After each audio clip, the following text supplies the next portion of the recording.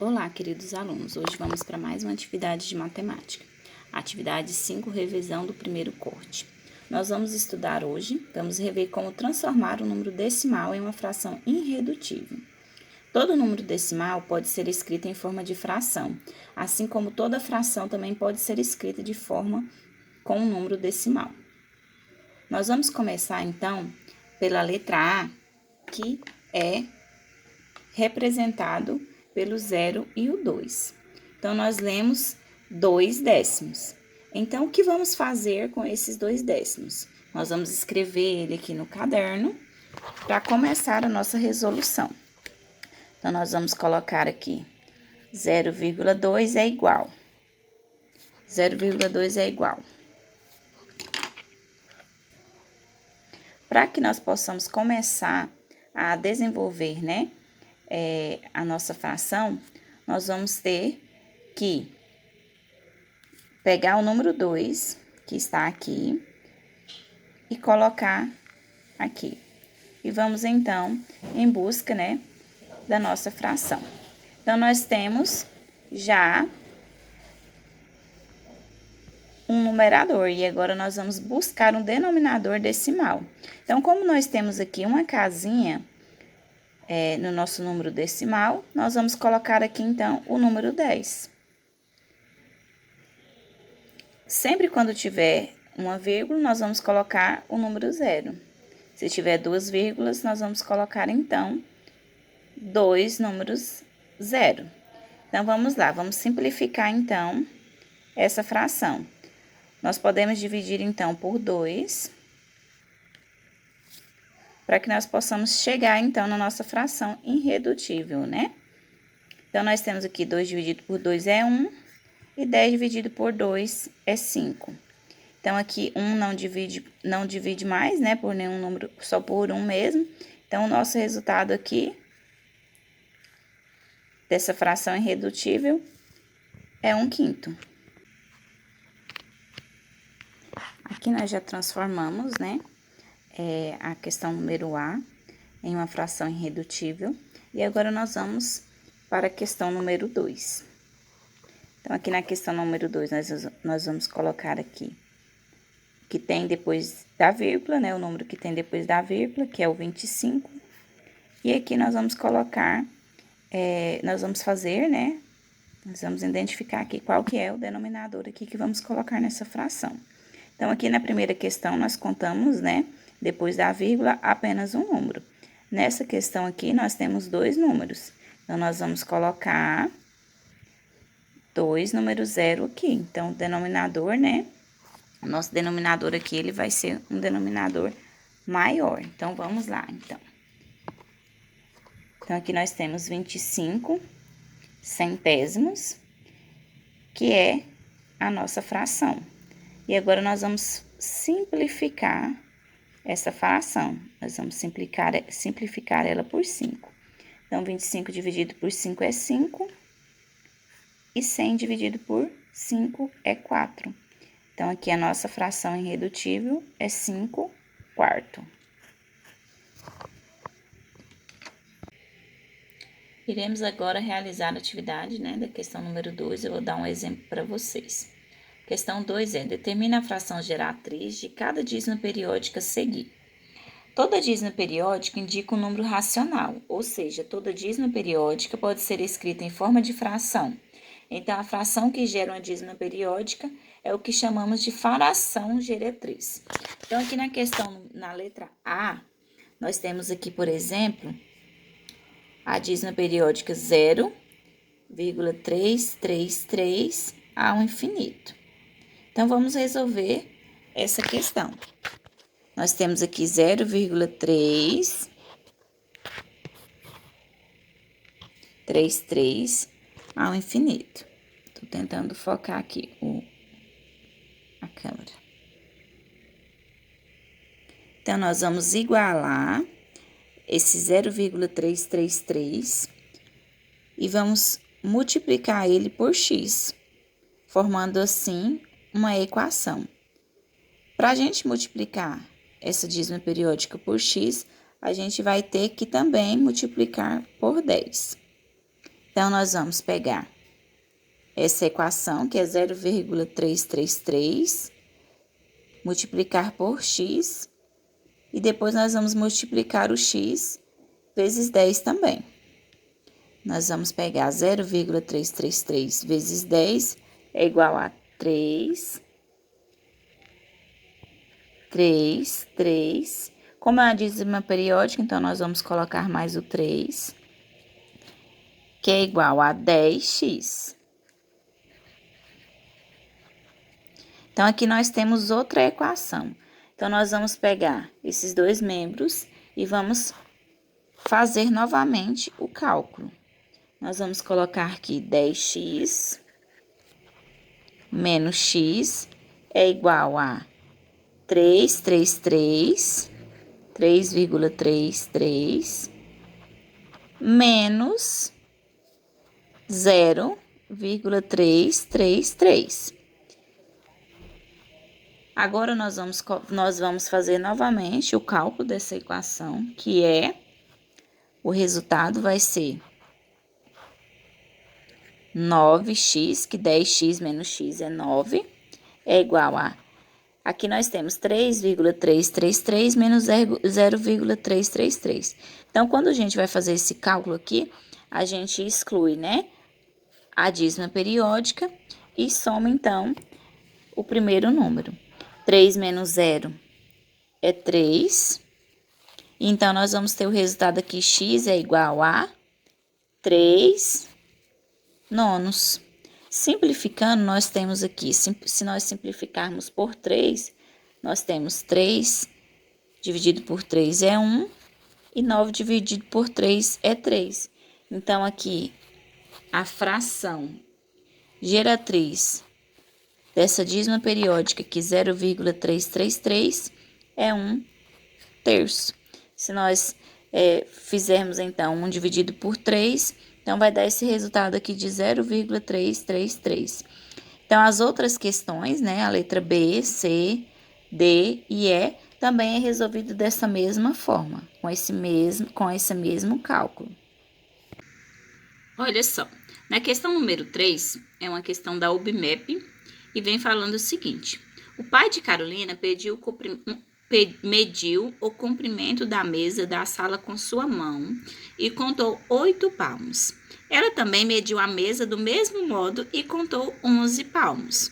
Qual é o tamanho do palmo de Carolina se o palmo de seu pai mede 22 centímetros?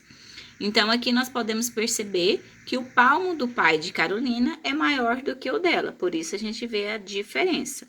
E vem, então, perguntando sobre o palmo de Carolina. Qual que é o palmo de Carolina? Sabendo que o pai tem um palmo que mede 22 centímetros, então vamos descobrir, né, através de uma relação de igualdade, o resultado, né, seguinte. Vamos, então, aqui. Nós temos, então, 8 palmos do pai de Carolina. Então, nós devemos saber qual que é o valor dos 11 palmos de Carolina. Nós sabemos, então, que o palmo do pai de Carolina mede 22 centímetros. Então, nós vamos colocar aqui 8, que é a quantidade, né, vezes 22 centímetros. Então, vamos colocar aqui 11 vezes, não sabemos o valor de Carolina, então, nós vamos colocar aqui o N.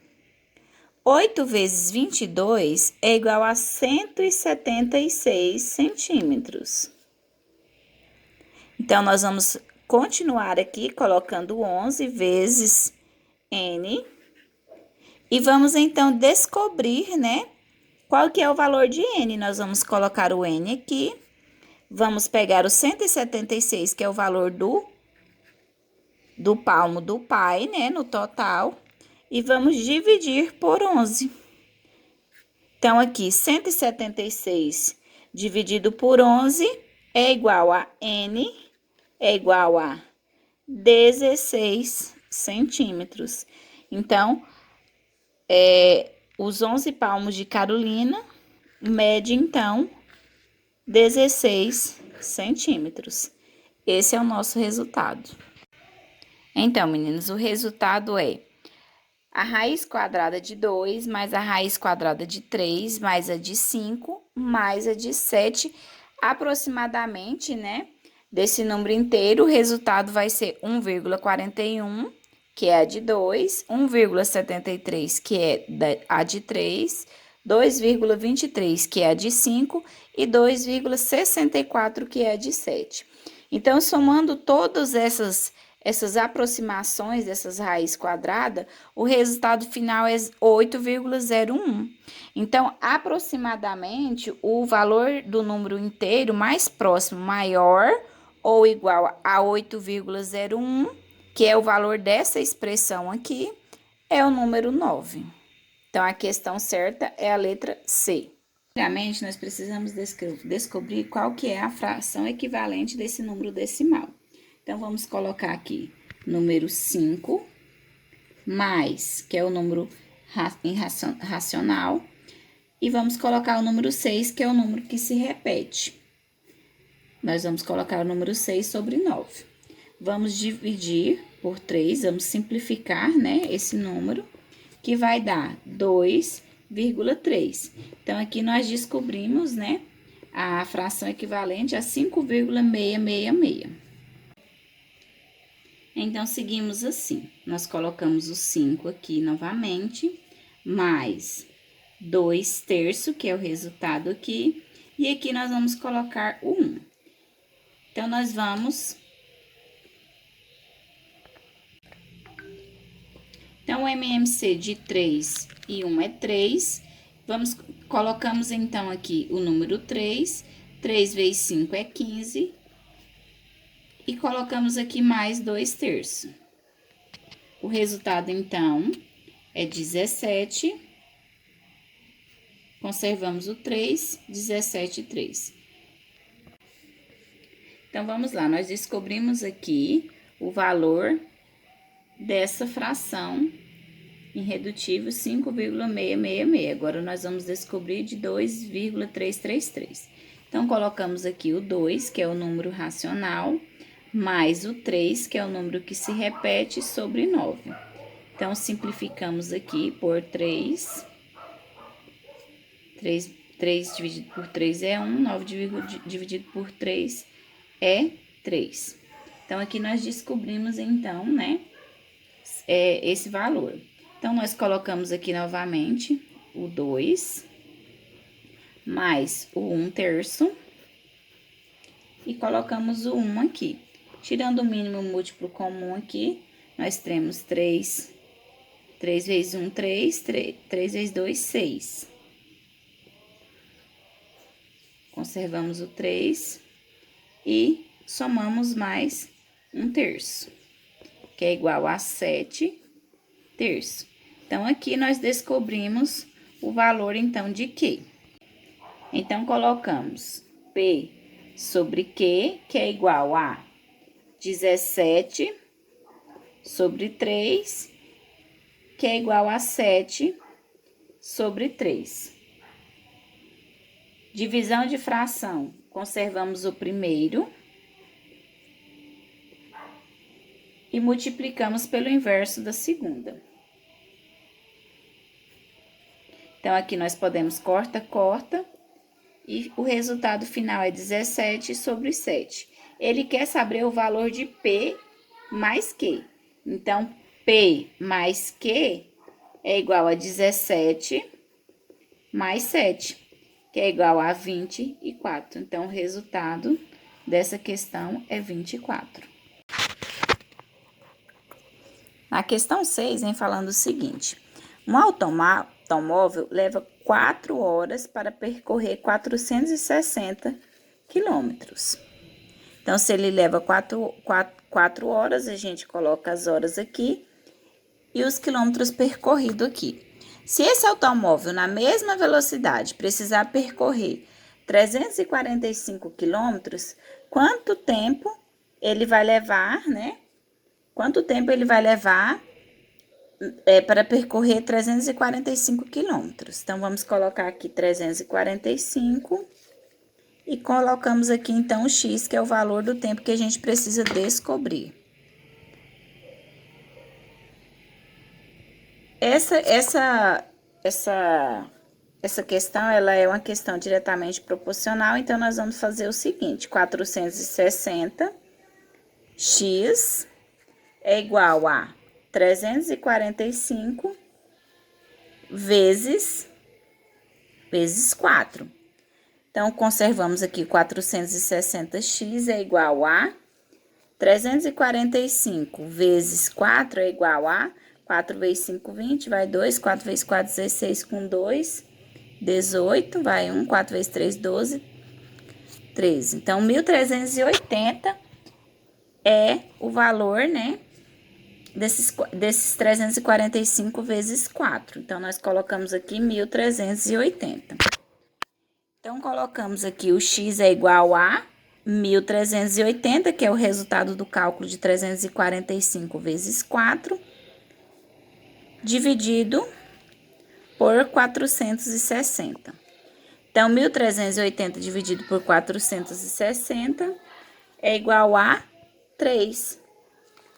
3 vezes nada, nada. 3 vezes 6, 18, vai 1. 3 vezes 4, 12, com 1 que foi 13. Então, aqui nós temos, né, o resultado, número 3. Então, ele vai percorrer, né,